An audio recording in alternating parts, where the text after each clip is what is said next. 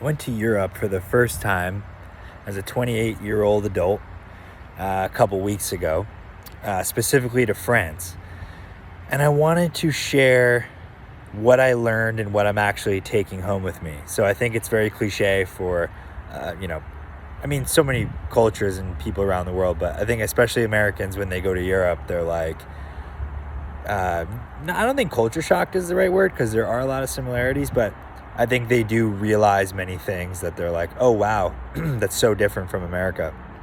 And I'll share what that is for me, um, as well as what I'm actually doing to bring it home with me. Because I think when we go on vacations or quote unquote trips, we uh, we often have a lot of insights and we learn a lot of deep things when we're over there, when we're exploring and venturing, and we say we're going to bring them home, but a lot of the times we forget to properly integrate them.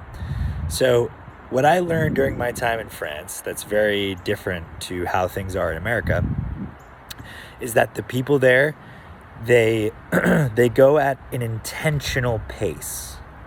They live their daily life with a lot of intention. And the way that I noticed that was done was through like small rituals, things that are not like, you know, grand or out of reach for the regular person, um, but things that someone could do every day that slows their day down, makes it more intentional, and almost adds this nice little element to even the most ordinary day. What are examples of that? I think the greatest example was food and meals and sharing meals with others, and I think wine is kind of included in that. So meals are done slowly, they're done with intention. I think there's even a statistic surrounding like the national table time in some European countries, which approach even 3 hours a day. So that's 3 hours a day that folks are sitting down, enjoying a meal, sharing it with family, with friends, with colleagues, and often having discussions. And a lot of those meals, of course, have wine. So wine and food are a really important way that I found that the people make each day special, as opposed to in America. I feel like we kind of shove our food down, right? Like, shove breakfast down. Make sure you bring the coffee and a cup to go. Lunch, all right, shove it down, get back to work. And then dinner, you get home from work or you finish a long work day and you're just like, I just want to eat quickly and get to the couch. I know that kind of sounds a little dismal, but it is kind of a default for how a lot of people and how we as a society sort of operate here. We definitely don't have those like slow meals like that sprinkled throughout the day. I think another example is like something like going for a picnic. I mean, in America, do you really think during a work day about being like, hey, let's go for a picnic and enjoy time with colleagues or friends or maybe phone family, whereas people there do that. um, Again, another really nice example. I think in France especially, and in Paris, if you've been, you know what I'm talking about, the terrace culture. And that's, like the tables outside of these cafes where people sit and they smoke cigarettes, they drink wine, they enjoy a meal, they read a book, spend time with a friend. Like that was so quintessential. Such a quintessential way of just making that day romantic and rich. At least that's how I found it. Hopefully I'm not weirdly glorifying, because I know we have a tendency to do that as well. But to sum that up, what have I done since I've gotten home in order to actually integrate my lessons over there and what I've learned? And to summarize, what I learned exactly was I need to take more moments and take more actions during my day to give it that deep, slow, peaceful quality without it needing to be some grand thing, right? So we can do little things for ourselves every day that we don't have to wait till the weekend for, right? So I think like the Monday through Friday rat race culture in America is like work, work, work, work, work. Oh, can't wait for the weekend. Can't wait for the weekend. I'm so tired.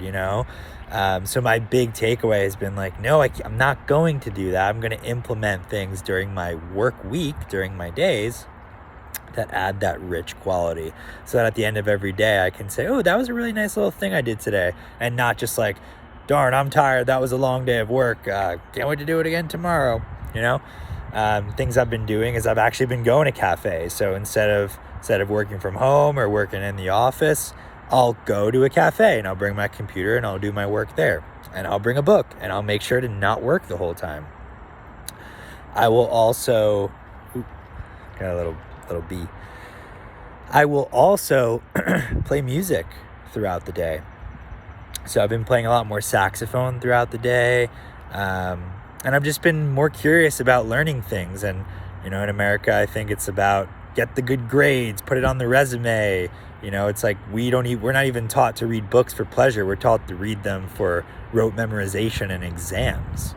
So it's hard to like rewire your brain to do hobbies and curious, fun pursuits without this like end goal in mind. So I've been relearning how to, you know, approach music in that way, and I've been sprinkling it throughout my day.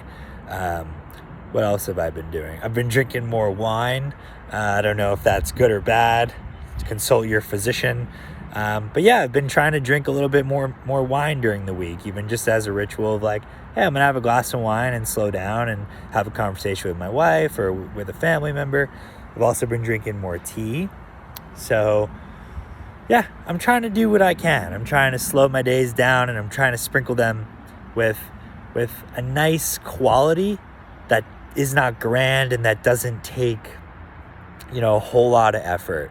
And I've been liking it. And I think I've been doing a pretty decent job of trying to integrate what I learned in Europe, and of course trying to honor and respect their culture as well, which was beautiful. And yeah, I mean, it was my first time, and I feel like definitely have been changed for the better from that trip. So appreciate you listening to me. Appreciate you listening to my my innermost thoughts with hopefully an open mind and some curiosity.